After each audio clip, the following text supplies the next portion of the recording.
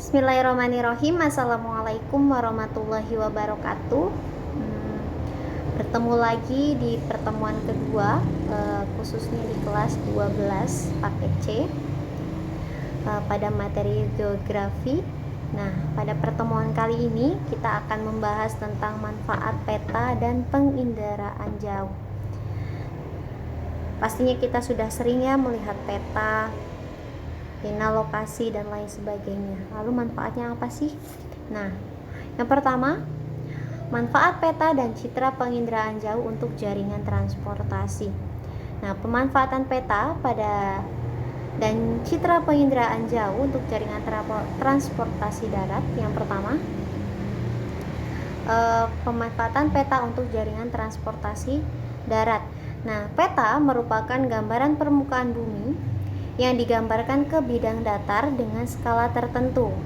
Nah, pada awalnya peta dibuat secara manual dengan menggambar langsung di lapangan. Tetapi sekarang peta juga dibuat dari jarak jauh, yaitu dengan memanfaatkan foto udara. Nah, cara ini dikenal juga sebagai penginderaan jauh. Nah, penginderaan jauh merupakan salah satu cara yang dapat dilakukan oleh manusia untuk menganalisis berbagai ketampakan yang ada di permukaan bumi tanpa langsung. Penginderaan jauh atau disingkat dengan inderaja berasal dari bahasa Inggris, yaitu remote sensing. Nah, proses interpretasi objek pada foto udara dan citra terdiri atas deteksi, identifikasi, dan analisis. Nah, deteksi itu apa sih? Nah, deteksi itu proses mengenal objek yang mempunyai karakteristik tertentu oleh sensor. Lalu, proses identifikasi merupakan proses mengklasifikasikan objek yang tampak berdasarkan pengetahuan tertentu. Lalu analisis. Nah, analisis pada peta dan citra yaitu pengumpulan keterangan lebih lanjut agar diperoleh data yang lebih terperinci. Nah, hasil dari interpretasi peta dan citra akan memberikan informasi spesial yang dapat dimanfaatkan untuk kegiatan pengembangan wilayah.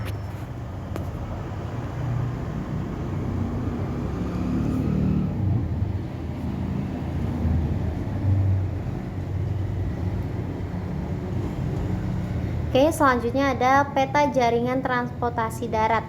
Nah, peta jaringan transportasi darat ini sangat bermanfaat bagi masyarakat yang akan berpergian karena memudahkan menentukan arah. Nah, dalam peta di samping diperoleh informasi yaitu tujuan. Nah, di sini ada peta jaringan transportasi darat atau halte busway. Nah, di situ ada tempat tujuan, ada halte busway, ada jalur busway atau koridor, ada juga jarak tempat dan daerah yang dilalui busway. Nah, dapat kita lihat dari peta. Di sini contoh lain yaitu ada peta Provinsi Lampung. Nah, di sini juga kita bisa mengetahui bahwasanya ada jalan untuk kereta api, lalu ada jalanan untuk yang biasa kita lewati seperti kendaraan darat, seperti mobil, motor, dan lain sebagainya. Nah, itu tertuang dalam keterangan yang ada di dalam peta, biasanya disebut dengan legenda. Nah, di legenda sendiri biasanya disimbolkan dengan warna merah, kuning, hijau, dan yang lain sebagainya. Nah, selanjutnya adalah pemanfaatan citra penginderaan jauh untuk jaringan transportasi darat. Nah, ciri-ciri spesial yang dapat disajikan dalam kegiatan interpretasi citra untuk perencanaan jaringan jalan. Nah, antara lain yang pertama bentuk. Nah, dari bentuknya menunjukkan struktur objek yang mencirikan suatu kenampakan objek di permukaan bumi. Nah, seperti gambar peta citra penginderaan yang ada di samping. Dari situ kita bisa melihat bentuknya dari struktur objek yang ada di permukaan bumi, seperti bangunan pabrik, pemukiman, terminal, dan jalan raya. Lalu yang kedua, ukuran. Nah, ukuran menunjukkan atribut pada objek yang meliputi jarak, luas, volume, ketinggian tempat, dan kemiringan. Nah, berdasarkan ukuran, citra tersebut menunjukkan objek kawasan industri di sekitar pemukiman. Lalu yang ketiga ada asosiasi atau menunjukkan keterkaitan antara objek yang satu dengan objek yang lain. Nah, asosiasi dapat membantu mengidentifikasikan keberadaan objek lain.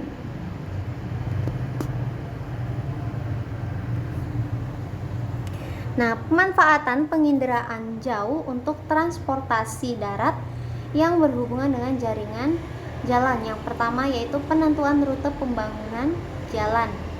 Lalu ada rekayasa lalu lintas. Nah, rekayasa lalu lintas biasanya kita temukan di tempat-tempat yang padat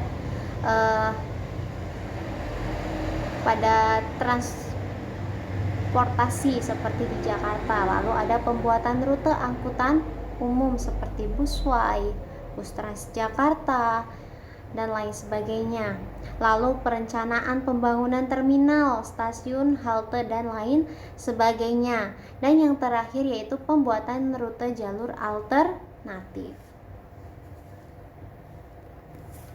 Selanjutnya adalah pemanfaatan peta dan citra penginderaan jauh untuk jaringan transportasi laut. Nah, pemanfaatan peta untuk jaringan transportasi laut itu juga dapat kita lihat dalam contoh peta yang ada di samping. Nah, itu merupakan peta jaringan transportasi laut. Pada peta nampak adanya jalur-jalur transportasi laut yang menghubungkan kota-kota atau pulau-pulau di Indonesia. Nah, dari peta juga kita dapat mengetahui informasi tentang jalur transportasi yang ada di Indonesia, khususnya pada transportasi laut.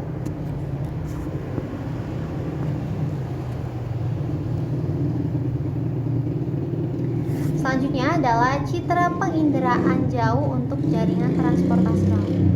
Nah, jika citra penginderaan dia lebih spesifik lagi, pemanfaatannya untuk jaringan transportasi laut yaitu sangat banyak, diantaranya untuk mengetahui pola angin di permukaan, lalu pengamatan perkiraan pasang surut air laut, lalu pengamatan kondisi fisik air laut, serta untuk kepentingan pertahanan dan keamanan negara. Contohnya bisa kita lihat di gambar samping.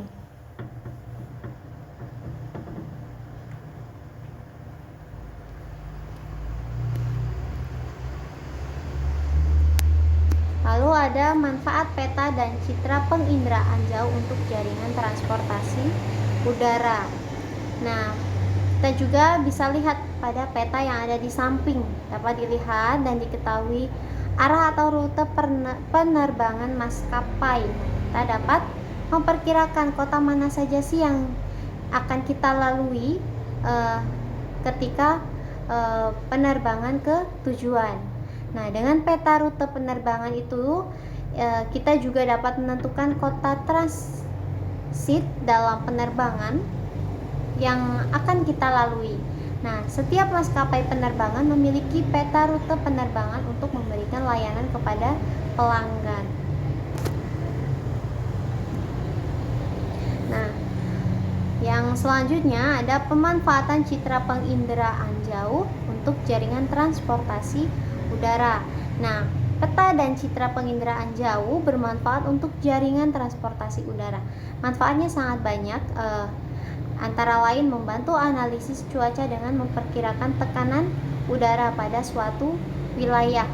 Lalu alat bantu navigasi transportasi udara. Lalu ada perkiraan arah angin, ada suhu dan kandungan air di udara untuk menentukan boleh tidaknya pesawat melakukan penerbangan.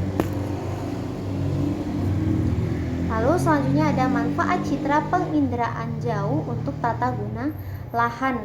Nah, contohnya di sini ada pola tanam kelapa sawit. Nah, itu juga bermanfaat, antara lain aksesibilitas, ketersediaan sarana dan prasarana, serta kondisi topografi. Nah, informasinya dapat diperoleh dengan menggunakan citra, contohnya dengan beresolusi spatial tinggi seperti citra satelit World 5 Nah, citra ini dimanfaatkan untuk kajian pemukiman, penunjang data dasar rencana detail dan tata ruang kota.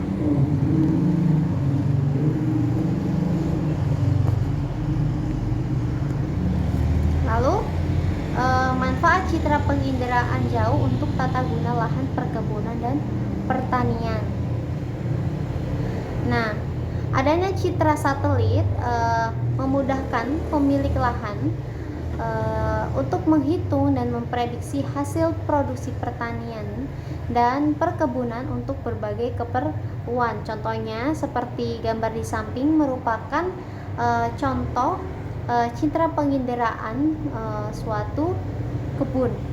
Nah, di situ kita dapat melihat banyaknya atau besarnya lahan dari ketinggian. Lalu dengan menggunakan foto udara juga, petani dan pemilik lahan dapat dengan mudah mendeteksi jumlah tanaman perkebunan dan pertaniannya yang terserang hama penyakit.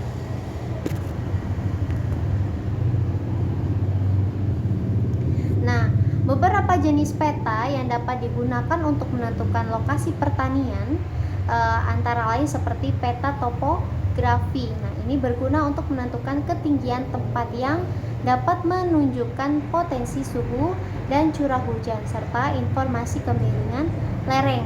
Lalu ada peta tanah. Nah, peta tanah sendiri merupakan sebagai acuan untuk menentukan jenis tanaman yang sesuai dengan kondisi tanah. Lalu yang ketiga ada peta geologi. Nah, peta geologi sendiri berguna untuk melihat karakteristik bantuan di suatu wilayah. Nah, informasi tersebut dapat digunakan untuk mengetahui tingkat karakteristik batuan di suatu wilayah.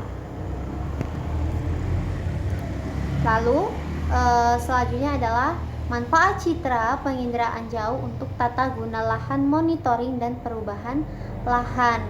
Nah, penggunaan lahan pasti selalu berkembang dari waktu ke waktu. Nah, itu menyebabkan perubahan penggunaan lahan yang mengakibatkan alih fungsi lahan sebagai upaya manusia dalam memenuhi kebutuhan hidupnya. Nah, contohnya di sini terdapat peta dari tahun 1996 sampai 2013. Nah, bisa kita lihat petanya terjadi perubahan. Nah, dengan perekaman sensor penginderaan jarak jauh, nah ini dapat kita lihat terjadinya perbedaan atau penggunaan lahan yang berubah dari suatu wilayah. Nah, sekian materi pada pertemuan kedua kali ini. Semoga dapat bermanfaat dan semoga apa yang kalian dapatkan dalam pembelajaran hari ini bisa dapat meningkatkan pemahaman kalian mengenai peta. Nah, jika ada yang ingin bertanya, boleh nanti di chat ataupun kalian tulis catatan. Nah, nanti akan kita bahas ketika kita melakukan pertemuan. Nah, sekian dari saya. Wabillahi taufiq wal hidayah. Wassalamualaikum warahmatullahi wabarakatuh.